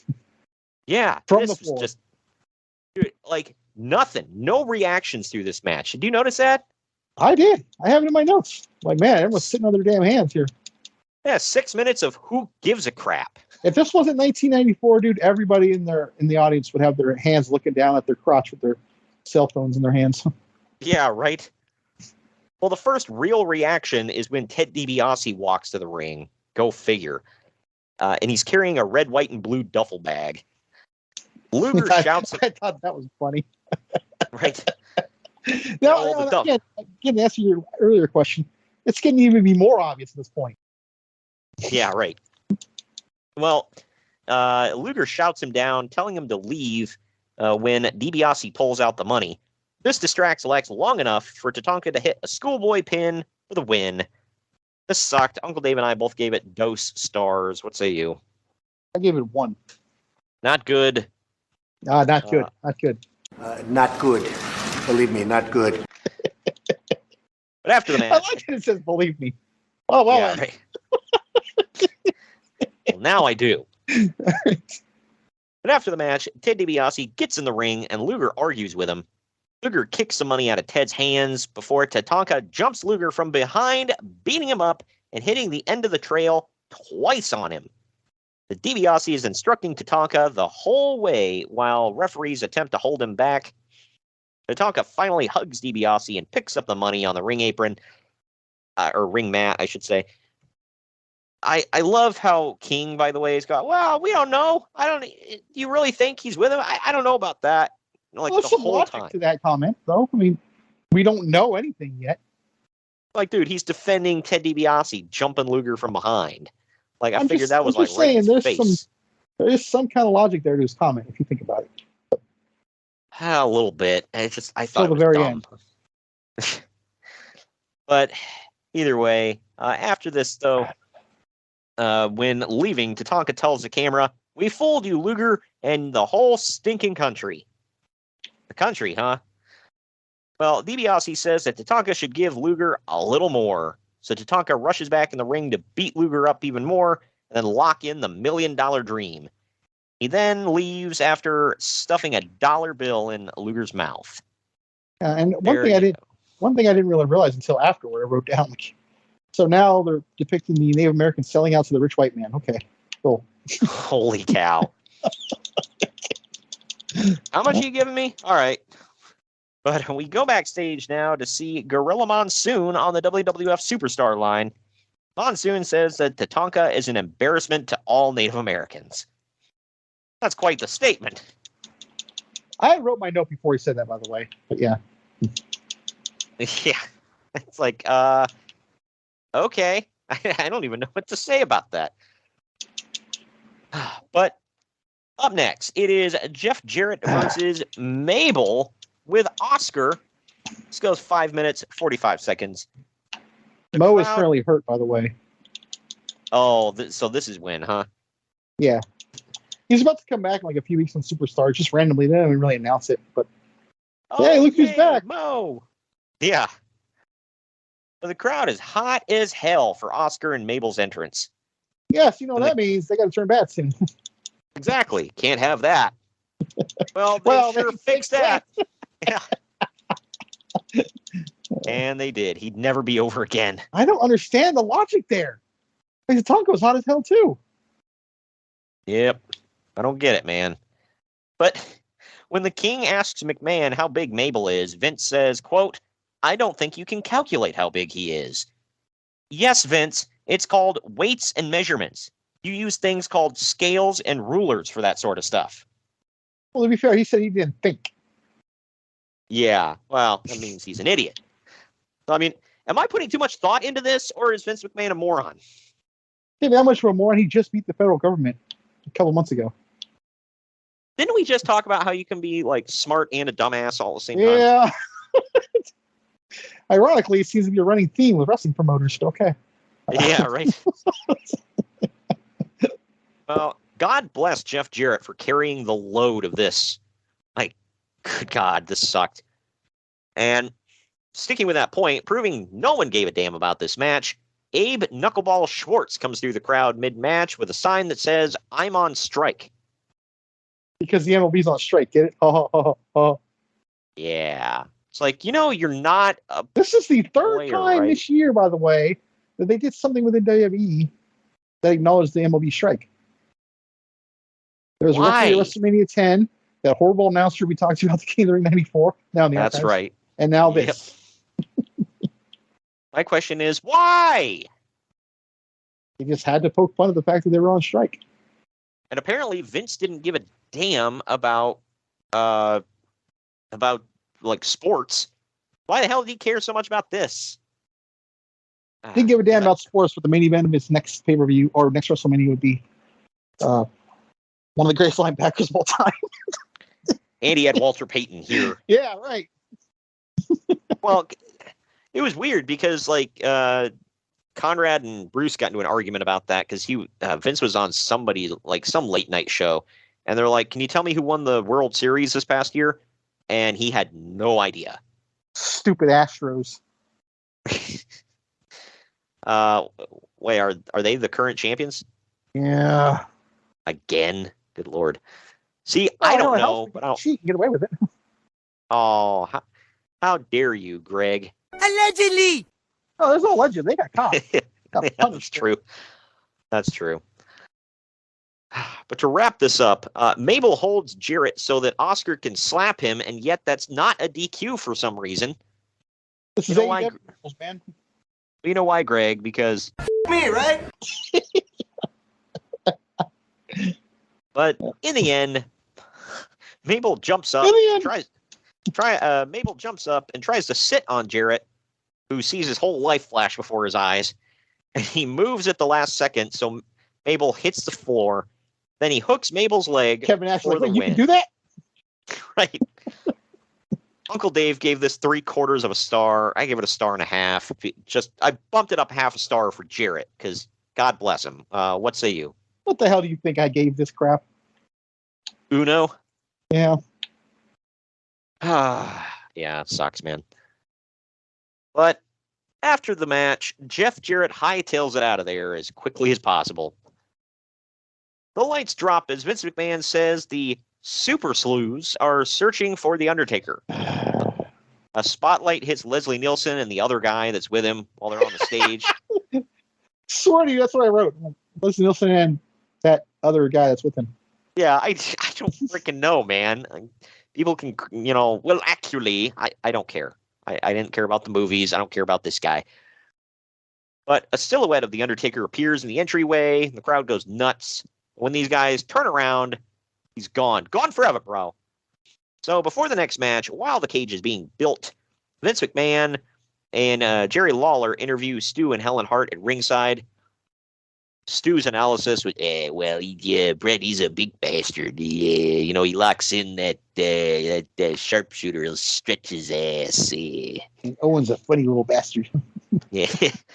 Owen Hart, he's a slippery little weasel. He gets in the ring, and as long as he's got a job, he helped that Rhino, that big bastard. He got him a job. Either way, both Stu and Helen say that this feud will end after tonight, or they hope the feud will end after tonight. Lawler shouts at them and says that it's the entire Hart family that drove Owen to do all of this. British Bulldog, with a hell of a perm, is questioned and says that he knows the condition that Bret is in and hopes that everyone is safe. Jim Neidhart is there and says that Owen is the greatest heart of all, will be the next WWF champion. Yeah, well, shouldn't he be saying Stu's the greatest heart of all? He keeps getting his ass a job. Yeah, right. It's just me, but... He's like, hey, get on your knees, you big bastard, and kiss my wrinkled ass. What the hell? And he, you know what I was thinking about the other day? Wrinkled ass? You said that, that Vince kept listening to Stu because he respected him so much, right? And loved him? Yeah. Why have we not gotten like a figure of Stu Hart yet? You didn't love him that much. I don't know. Well, god dang it, pal. Nobody gives a damn. I don't know. But, well, speaking of nobody giving a damn, Bruce Hart then says that he'll make sure Neidhart doesn't get anywhere near that cage tonight. Oh, well, thank God. Do you think that he could physically stop Anvil? Who's probably, by the way, the biggest of all the guys here. Yeah, you don't say. And that includes Bulldog. Right. Well, we now go backstage with Todd Pettengill standing by with Bret Hart. Todd informs us that Bret's recovering from strep throat. Yeah. Shoot, by the way. Right. He's always got like a flu or strep throat or something when he's in a big match. And it never hinders his performance, I gotta say. Right. Crazy. But Bret says that won't affect him and he'll prove tonight that he's better than Owen. He's tongue-tied and gives up on multiple sentences halfway through. This is a god-awful promo. Like, I swear to God, he'll be in the middle of a sentence and, like, he'll just, it's like, anyway, and then, like, he'll move on to another point. Like, what the fuck are you saying? There's a comedian, he does impressions. He was saying that Jeff Goldblum's like this when he talks to people. Oh my God. Yeah, it's like they always talk about like senile old, grandpa. He's like, anyway, and then he moves on to another point. Like, that's Bret, but he's doing it fast. Like, he's talking fast here. Like we're talking like used car salesman fast. Right. And you can't understand a damn word. But this, by the way, is not the main event. It's Bret Hart defending. Why would it be? Exactly. It's Bret Hart defending the WWF Bret title Hart against the world title at SummerSlam. Right. He's defending it against Owen Hart in a steel cage match. This goes 32 minutes and 22 seconds. Owen jumpstarts. We have a mutual friend, by the way, who will swear this is the greatest cage match of all time. I know it's hard to argue, but I still got to go with AMW and Triple X at Turning Point, man. That was just. Did we do that one? I don't know if we ever did that one. I don't know. Yeah, I don't think so. That was a freaking classic, though, man. Not just for the Elix Skipper thing, but it was just great all around. Yeah, right. Well, either way, Owen jumpstarts this one as soon as Bret gets in the cage. If we had a drinking game where you took a shot every time someone said that this was the most dangerous match in the history of the WWF, you'd have alcohol poisoning by the end of it. I think you've now made 2 drinking game references. Exactly. Hey, you could have done them on this card, man. I'm telling you. In the end, Owen and Bret both climb the cage to the outside wall. Owen gets his leg hung up in the cage, and then Bret drops to the floor to win. This was great. I feel it was a tad long, just a smidge. Like, they could have knocked off like 5 minutes, and it would have been fine. But Uncle Dave gave this a perfect 5-star score. I give it 4.5. What say you? Yeah, I'm with Uncle Dave on this one. 5. Yeah, it was really good. It was definitely in my top 2, probably 2 or 3. I'm trying to think, like, off the top of my head, if I can think of another cage match that's even better. It might be the best I can come up with, but I don't know. We're talking just cage, right? Not Hell in a Cell. Right, yeah. And after the match, Jim Neidhart clotheslines the British Bulldog from behind, knocking him into his wife, Diana. Both of them ate it, man. Did you catch that? Yeah. Wow, man. She wiped out, man. I kind of felt bad for her. She's a little woman, and Bulldog is, Bulldog. Right. Yeah, both tumble over the guardrail and into ringside. Jim then beats up Bret for a while as the other Harts check on Bulldog and Diana. Jim and Owen throw Bret into the cage and chain the door shut while Owen beats Bret down. Bruce, Smith, and Keith Hart and the British Bulldog keep trying to climb the cage walls, attempting to get in, but Owen and Jim keep kicking and punching them off. This, in my opinion, was kind of reminiscent of the Von Erich Freebird angle in WCCW. I don't know if you remember that one. They talked about it on the WCCW documentary. Then I've definitely seen it. I just don't remember it. But yeah, I think Michael Hayes acted like he was with them, and then he swerved them, and then they locked the cage and just beat the crap out of a couple of the Von Erichs, whatever, and the rest of them were trying to climb in, and they're just some fans trying to climb in too, save them. Yeah, they said they damn near started a riot. So that I do remember. Yeah. I want to say the Four Horsemen did something similar to this too with Dusty. I think it was Dusty. And again, damn near started a riot. But either way. Earlier you made a comment about this going a tad long. I thought this afterbirth went forever. Yeah, I know. I was like, okay, when is this going to wrap up? Come on now. And you notice none of them thought maybe we should all climb the cage at the same time and throw them off because there's only 2 of them. But that's like when the good guys surrounded by the bad guys in a movie and they come at them one at a time. That was the thing with Walker, Texas Ranger. I was like, why don't the bad guys ever, like, gang up on him? But no, one at a time, and they all get roundhoused. But by the time they finally make it into the cage, Owen and Jim hightail it for the back. Backstage, Todd Pettengill, whose mic isn't working, by the way, is trying to get comments from Owen Hart and Jim Neidhart. Did you catch that? Like they hadn't switched over to the portable mic. Like they're still using like the internal camera mic. I did not catch that. Oh. Yeah, if you go back and listen, like when Todd's talking into the mic, you can't even freaking hear him. And the only reason that was a problem a lot back in the day. Yeah, the only reason you can hear them is because they're yelling loud enough for the camera to pick it up. Because they're in a pretty like cavernous parking garage. But Owen claims that he should have been the winner, and Neidhart says that every time Bret gets in his way, he'll lay him out. They leave the building together as we see the Hart family all helping Bret backstage. Now, we get a commercial for the Survivor Series. Clearly, Owen's not wrong. We are all favoring Bret, right? Yeah, right. Well, at this point, I mean, one of them's being kind of an a-hole to you. Why would you take his side? But that was the whole catalyst of how this whole thing started. The family loves you more. Yeah. Let's, before we get into all the stuff for the main event, let's take our second to last break of the podcast. When we come back, it's main event time. Follow the Main Event Marks at facebook.com/Main Event Marks Pod, on Twitter at Main Event _Marks, and on Instagram at Main Event _Marks and at Main Event Collector. Good morning, good afternoon, good evening, and good night. My name is Thomas, and what's your name? I'm Alan. Yeah. We're brothers. That's right. Yeah. Same mother and father.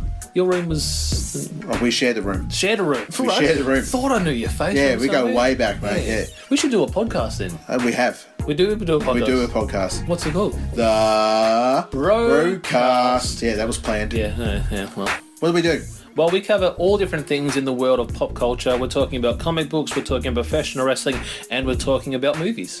Go back and watch classic retro wrestling events, the likes of WWE, WCW, and if you do like that, you can check us out on Apple iTunes, also on Podbean, Anchor, and on Podknife. Also check us out on Twitter at The Broadcast. That's BROKAST. I nearly stuffed up the ending. Yeah, it's all right. Good on you. Yeah. Instagram also at The Broadcast Podcast. Remember, we don't spell it with a C. We spell it with a K. Salute, mate. Take it easy. Main Event Marks are available wherever you get podcasts and on YouTube. Find all of our links on our link tree at linktr.ee/Main Event Marks. And we're back. Before the main event, Ted DiBiase comes to the ring and says that he doesn't know what Paul Bearer is bringing with him, but he's here to introduce The Undertaker. Once The Undertaker enters this whole thing is stupid, man. The whole thing. I know it sounds redundant to say, but I'm like, he left because Yokozuna put him in the casket and he's gone. Like, why did he come back to feud with Ted DiBiase? Yeah, like nothing ever comes of that. Oh, you killed me, but whatever. He did that twice, by the way. Like, he never got revenge on the Nexus. Yeah, right. Like, man, I know they started the whole thing with Ted DiBiase. Like, I brought you here and I'm bringing you back. Still has nothing to do with Yokozuna. Right. Nothing. And I don't think he ever goes back to him. Yeah, at the Survivor Series he does. Another casket match. And that's it. Cool. Well, but then he reverts right back to feud with Ted DiBiase's group. Everybody feuded with Ted DiBiase at this time. But he'll go to feud with Kama and IRS and King Kong Bundy. And I remember that, yeah. And they melted his urn down to make that chain. Yeah. Which I have a Mattel toy of the chain. Right. But once that Undertaker enters in gray gloves and spats, the lights drop and Paul Bearer comes out. The Druids follow him, pushing a casket. When the casket opens, Paul Bearer pulls out a giant urn. He gets in the ring, takes the lid off the urn, and a light shines all through the arena as lights flicker. Dude, when I was a kid, that blew my mind. I know. I loved this whole thing. The first time I saw it, I was like, hell yeah. But the real Undertaker enters now wearing purple gloves and spats. Was this the debut of that look? It was, yes. Okay. That was my favorite Undertaker. The gray was fine, but I always liked the purple. If I remember correctly, he would bring the gray back at WrestleMania 13. Ah, okay. But this is The Undertaker with Ted DiBiase versus The Undertaker with Paul Bearer. The Underfaker. This goes about 9 minutes. Yeah. So the purple Undertaker sits up at one point. The gray Undertaker goes for a tombstone, and the purple Undertaker reverses it into a jumping tombstone. He then picks the gray Undertaker up and hits a second tombstone. After looking at Ted DiBiase, the purple Undertaker picks up the gray Undertaker and hits a third tombstone, while Paul Bearer eggs him on. This gets the 3 count. Uncle Dave gave this -1 star. I gave it 2. It was below average, but it was okay. What say you? I gave it 1. This was terrible. Not good at all. Believe me. Not good. Believe me, not good. Not a good thing. But yeah, I don't know. This is notoriously one of the worst SummerSlam main events in history. So. Yeah, well, hold my beer, says 1995. Yeah, I mean, that one's going to blow it away, but. What was 96's main event? I forget off the top of my head. That was the infamous Shawn Michaels Vader main event. Oh, yeah, where he called him fat and yelled at him to move. That was something to behold. But after the match, Ted DiBiase runs for the back. The Druids return and open the casket for the purple Undertaker to roll the gray Undertaker into and wheel it away. The lights drop and Paul Bearer opens. This was a metaphor for the Chicago Bears' entire lifespan. Good God. Hold on to that 85 ring, huh? Opens the urn to show that light again. The Undertaker poses while the lights flicker and sounds like a storm happening inside the arena. Macho Man now sends us to Leslie Nielsen and his partner in the back, who open the casket, and there's nothing inside. That's about to get dumber, folks. Believe it or not. They then rush over to a golden briefcase saying the case is closed before going off to get some dinner. I understand that. It's funny. Yeah. This sucked. Yeah, you don't say. Well, either way, this ends the show because, you got to end it on a low note. Why not? The whole show is a low note. Except for one match. Yeah, well, more than one, but one highlight. They say the case is closed and, they're going to go get something to eat. And I just thought, yeah. Pizza Hut, of course. Good grief. Is Jim Herd coming along? How do you think they're going to fund it? Exactly.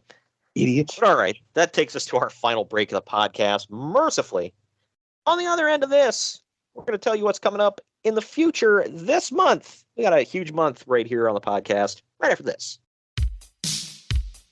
Follow the Main Event Marks at Facebook.com/Main Event Marks Pod, on Twitter at Main Event _Marks, and on Instagram at Main Event _Marks and at Main Event Collector. Hello, everyone. My name is Ryan McCarthy, and I'm the host of the No Credentials Required podcast. Start your work week with the Monday Drop-In, where I talk about the sports beat in the Capital District, also known as the Mighty 518, as well as Metro New York sports from an upstate point of view. I also give a life lesson from a weekly sports story, so you might learn something from that. I also have a midweek podcast where I interview different sports personalities and talk about a wide array of topics. Take a listen and subscribe on your preferred podcast app, including Apple Podcasts, Spotify, Spreaker, Google Podcasts, Amazon Music, and iHeartRadio. Also check out our social media channels on Twitter and Instagram, BellyUpNCR, and Facebook.com/BellyUpSportsNCR. We're a part of the Belly Up Sports Podcast Network in association with Godzilla Media. No credentials required, where you don't need a press pass to talk sports. Hey gang, it's Commissioner Cooper of TSS Fantasy. We are the fantasy show of the people. Expert fantasy advice, free contests, leading expert medical and legal analysis, and most importantly, you. Interact with us on all social media platforms or check us out at tssfantasy.com. You can hear us on Spotify, Apple and Google Podcasts, iHeartRadio, and many more. Check out the fun today and be a part of the most interactive fantasy show around. TSS Fantasy, the fantasy show of the people.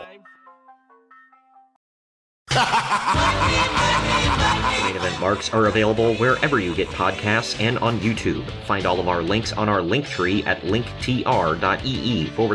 event marks. Got a price. And we're back. Final ratings time here. I actually liked it better than a lot of people, I guess. Internet Movie Database only gave it 6.7 out of 10. CageMatch.net gave it 7.17 out of 10. I gave it a 7.5 out of 10 for C+. What say you? C-. Yeah, I don't know. There were 3 really good matches on this show. Everything else pretty much sucked. I had it at one really good match, and then a decent match. I thought the women's match. I'm pretty sure we're talking about the same 3. Yeah, I thought the women's match was really good, especially considering, what we'd seen at this time. The Diesel and Razor match I really liked, and then obviously the cage match. But yeah, Undertaker versus Undertaker was just for show. There's nothing there. No stake to that sizzle, huh? But Jeff Jarrett versus Mabel was God. Tatanka versus Lex Luger was piss, and that opening tag match was crap. So, I told you this wasn't Mabel's worst SummerSlam match ever. Would you believe me? I'd be like, oh God, I can't. I don't want to know what's coming up. Yeah, it'll be coming up when you watch it. Right. Anyway, that wraps that up. Our first of 3 SummerSlams we're going to be doing this month.